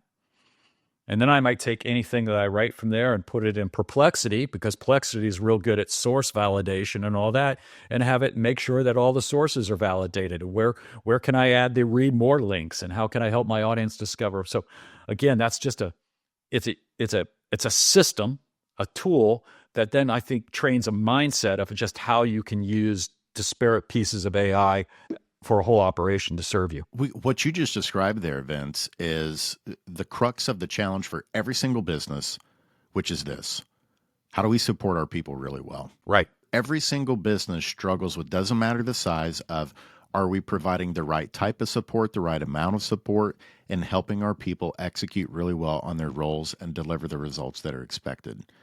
Everything we talk about in the HR world, employee experience, stuff that has to do with culture, all of it has to do with understanding each person really well and getting not only that person, but the system of people together to work cohesively as a team to achieve incredible things, right? For the organization, for the stakeholders. And everything you just described there are wraparound supports for people inside the organization. So just imagine where I'm going with this is, if every human in an organization had their own GPT, their own, like, this type of coach, this own agent that's working alongside them, that is providing them the feedback, just like you said, saying, hey, after you prompted it, you're like, I'd give it a 9.5 out of 10. Here's how it could be a 10, this thing that you're working on. Imagine if every single, because one of the biggest bottlenecks in business is going back to Gallup's research, 20 years ago on, it's the manager stupid. Right? That many times the bottleneck to performance throughout an entire organization is that either managers aren't equipped with the right human skills of how to provide feedback, how to lead well with their teams, but also bandwidth of time. Many times those middle managers, they've got work on their plate too that they're trying to get done, And many times the things that get set off to the side is then how you support the team members. Are you doing regular check-ins? Are you able to provide good feedback to them? What if we're moving into a future where you think about those wraparound supports? A lot of those touch points in the employee experience are really supported by artificial intelligence really well. Like, what if there are GPTs that are supporting the onboarding process whenever you bring in new talent? Helping even before then, the whole candidate experience of sourcing and finding the right talent and providing timely feedback. You often hear the number one complaint in candidate experience is when someone is like, I'm interested in that position. They never hear anything back at all, whether or not, where they are in the process. So as you were laying all that out, that just made me think of so many of the bottlenecks and challenges that business leaders have faced around the whole the human capital piece of it, of like, how do we really at a high level execute well in supporting each person throughout the entire stage of the life cycle of being an employee or even a candidate? These types of things that AI unlocks that you just unraveled for us of how you are using it, I can see that being a brilliant thing for each team member to have a GPT or GPTs plugged into certain touch points in that candidate experience or employee experience that supports the process, so that humans, when we have limited bandwidth because of the number of things we're doing, we can trust that there are other supportive employees, quote unquote, these agentic employees that can step in and provide that ongoing support and be that scaffold for us. That's everything that was going through my mind when you were describing it. Any thoughts, reactions to that? Yeah, I think even at a low-hanging fruit level, can you imagine how much better a leader could be if he just knew how to use AI as their internal strategy sounding board, where you got a custom GPT that understands everything about your organization. And before you just make a knee-jerk reaction or take something leadership, you're like, okay, I'm thinking this, and I hope too, the other thing that's picked up in this is how you dialogue with AI. It's like, if you have that you're using it in an advisory role, you've already prompted, so it has a relationship where it knows what its role is and it knows clearly what's expected of it. But, just like an employee, you wouldn't just give a task. A good leader would say, I'm going to ask you to do this for me. Do you don't know enough already, or is there something that I could help you with or give you or tell you that would make your job do better, right? And you ask it that, and then you give it that, so that it understands that not only what's expected of it, but it truly has everything it needs to give the best possible answer. But back to your thing, that like any use case, like a leader could then say, before I do that, am I missing something? Is there something like that? And it's like, no, that makes great business success. Okay, well, here's my concern. I'm afraid this department, it might rub them the wrong way, or I might feel like that. What should I consider, right? And it might help with that. And I mean, that's a start, but it may be a someday where then that turns into a whole kind of middle management advisory thing, where you have specialized GPTs that are very, kind of where we started this. We talked about the stuff I might implement at HardingPorman. There might be a cultural advisory GPT. There might be a labor advisory GPT. There might be a market research GPT, right? I think it makes sense to have that mindset and develop those things and to have them customized to your unique use case rather than continue to use it in a generalized manner. What I just heard right there, the brilliant piece of wisdom you just laid on us, is we need to talk with AI the same way we talk with people, communicate with people. Like the prompts that you were giving of like, hey, what else do I need to provide you in order for this objective? What does success look like? Those clarifying questions that many times we coach managers and leaders of people to do with their people, so that you get clear on strategy, on execution, on the things that are really important, and nothing is left up for interpretation, but it's really clear. We have to talk that same way with AI. And it gets back to that mindset shift you brought up, Vince, which is so important. We've got to stop just thinking of it as like a technology thing and thinking of it, personifying it more as like an actual person, like you're talking with a person on a team. And the more that we do that, the better results, the better learning that it will get. And so again, it all comes full circle back to kind of like those human-centric skills, right? Of if you don't have those, if you aren't communicating well with your team, if you don't have those systems and supports in place, and then you're just throwing AI into the equation, you're probably going to still struggle.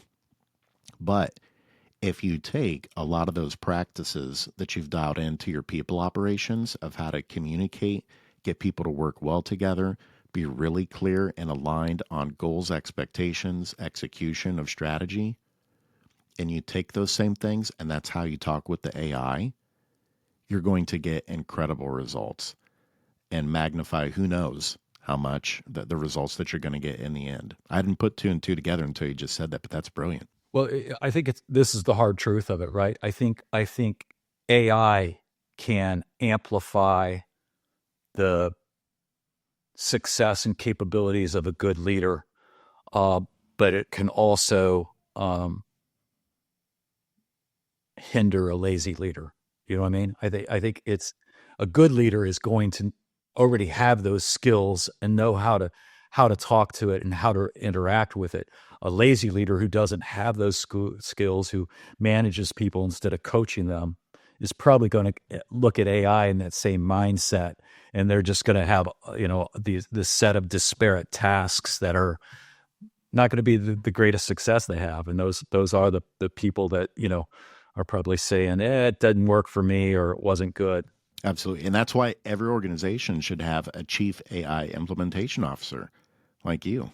That's what I'm hearing. Every single one. Every single one. No questions asked. What do you do when you're not thinking about AI? What are you doing for fun to kind of unplug and rewind? Because even though I know this stuff energizes you, you got to unplug from it sometimes too, right? And do stuff for fun. That's such a great question. So, and I don't want to, I just want people to understand. So when I first started try to keep up with this, and I have a great story of why I knew this was going to be big if we get to it, but let's go there. Okay, let's start there, and then I'll answer a question. So I brought this. I love artifacts, right? I think that we learn we have these hinge moments in time, and I love like where I have that and I have this epiphany. I want an artifact from that to remember me forever. So it's, I'll take you back. I think this book came out, let me look, 1989. This book was published. A friend of mine brought me this book, and I had just gotten out. I left school and went back to school, and my career was really right place, right time. I went to I was studying visual communications, and the guy that ran the program was like a dinosaur legend from the ad industry. He worked for a big ad agency in Detroit in the 60s and did like those car ads and all that stuff. And he just became a mentor of mine. And he drags me into his office, and he shows me a little Mac Plus for the first time. And he said, I think this is going to change everything. And he said, if you're open to it, we'd like to use you as a guinea pig, and we want you to take our traditional courses, but we want to experiment with you to figure out how we start pulling this into our curriculum.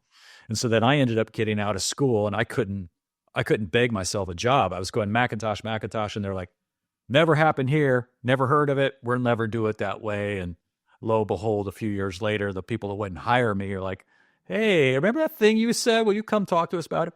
So a friend of mine hands me this book, and he worked at a type house. He was a sales rep, and they bought a case of this book, and it's called, users can't see, it's called Desktop Publishing, The Awful Truth. And I'll just read two paragraphs from it, if I may. Oh, yeah. What then is the awful truth about desktop publishing?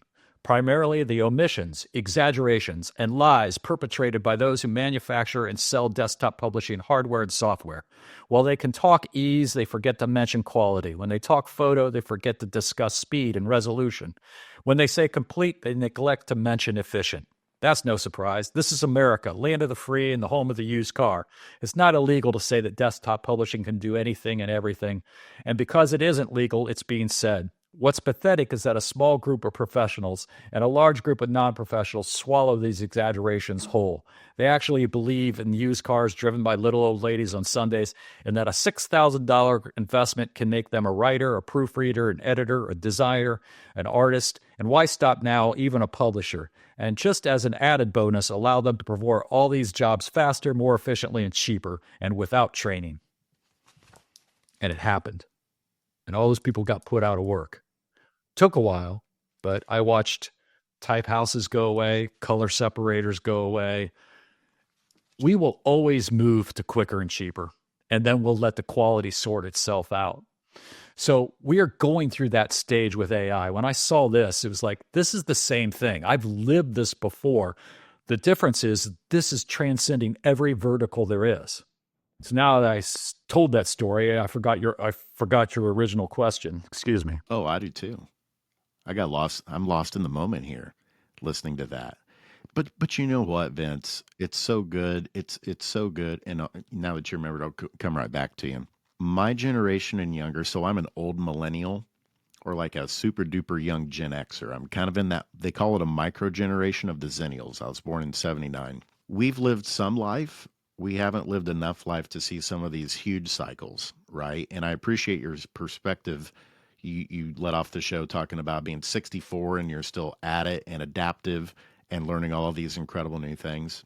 My generation and younger, we need to hear those stories from you like you're sharing today of like, listen, we've done this before, but also this is how this is different. This is hitting every single vertical, but that this is a natural process of life, this adaptation, this evolution, and helping us remember story and sharing those stories of things like when the computer was coming out, the Mac, like you just shared, of like, we've been through this before. This is on a different level, right? It's hitting every vertical, but it's reassuring that like, hey, as a species, we have come a long way and we've still got a long way to go.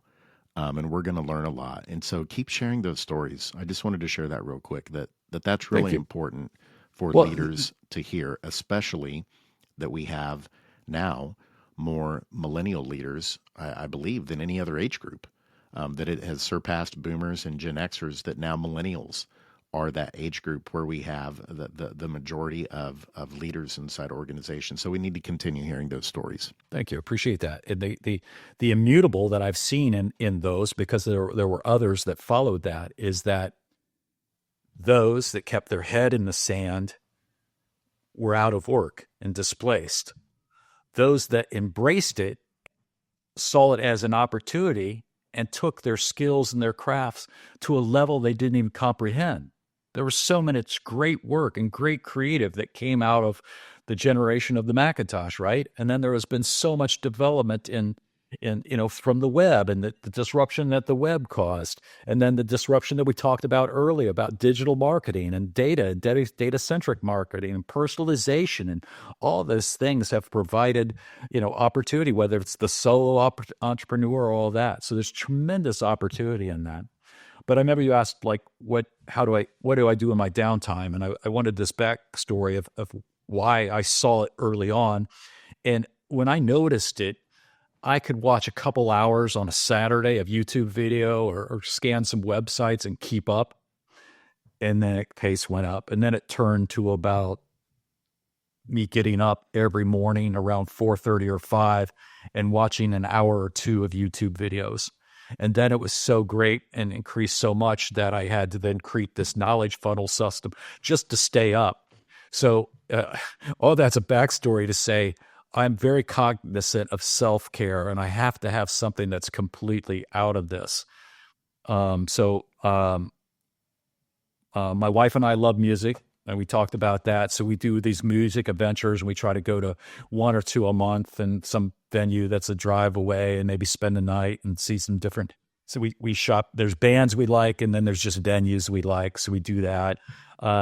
I like to play music. I'm a really good guitarist and songwriter when it's just me and nobody's around.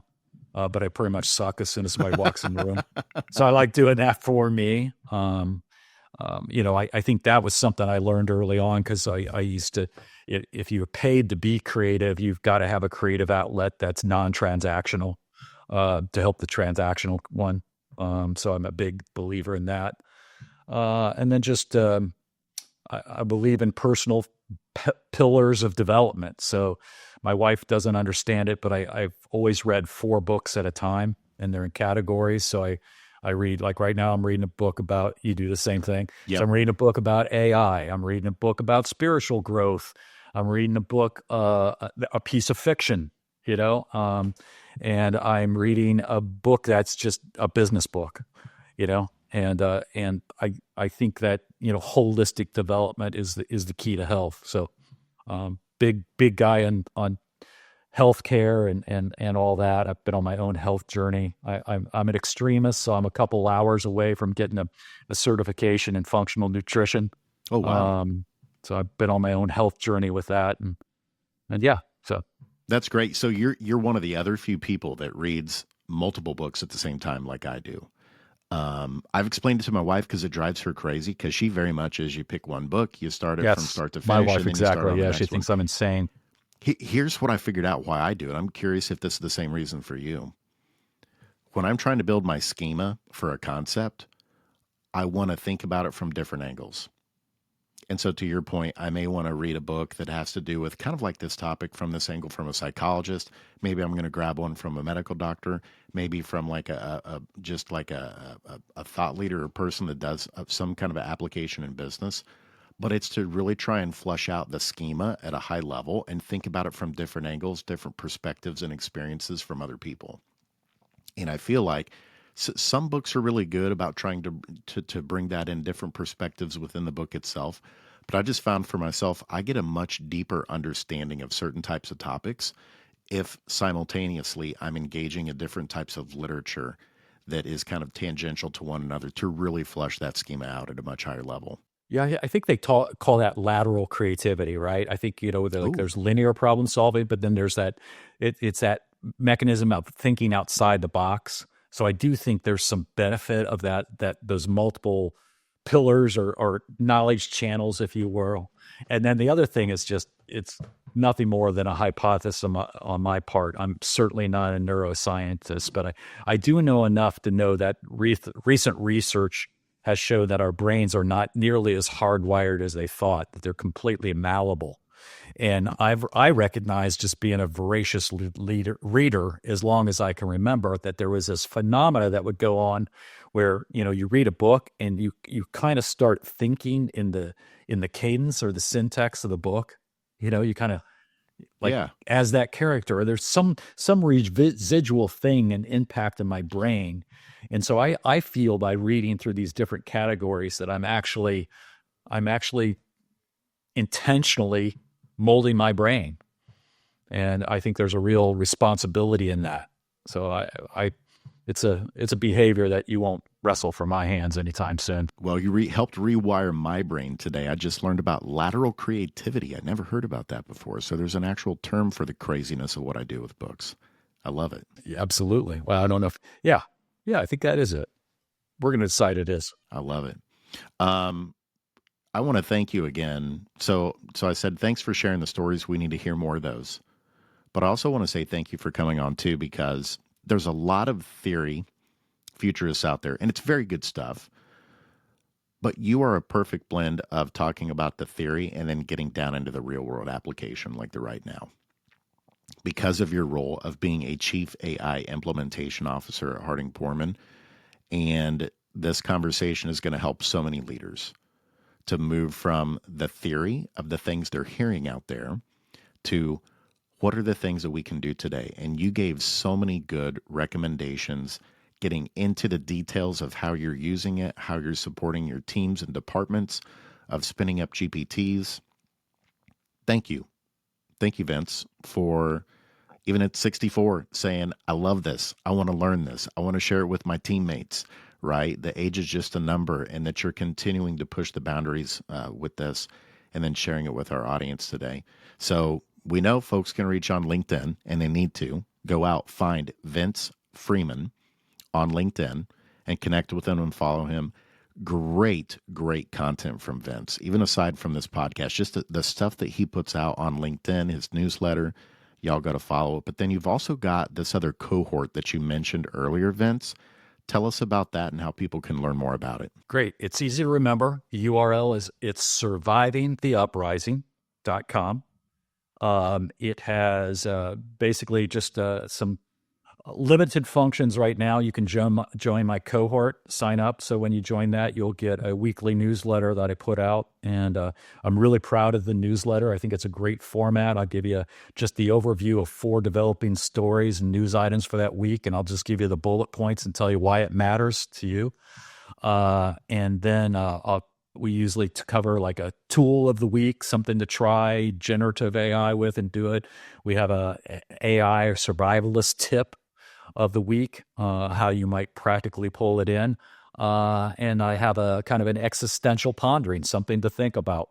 But I also have a course, I think I mentioned, that's Knowledge Funnel course, which I think is a great, it just, again, I'm not trying to sell it. I just think it's how I've used it. I think it's a great tool. And in the process of then using the tool, you learn all these different things about AI. And so it's not just a course, but I think it's something that can give you value right away. So I've got a couple test students in it right now. I'm going to open it up to the public here Friday. And so you can sign up for that. And yeah. I think that's it. I love talking about AI. So yeah, I don't mind people reaching out to me. I used to, when I was doing the Mac desktop publishing consultant thing, I used to tell my cohort way back then is to find that person that knows more about you and ask them questions as much as you can until they say, stop asking me questions.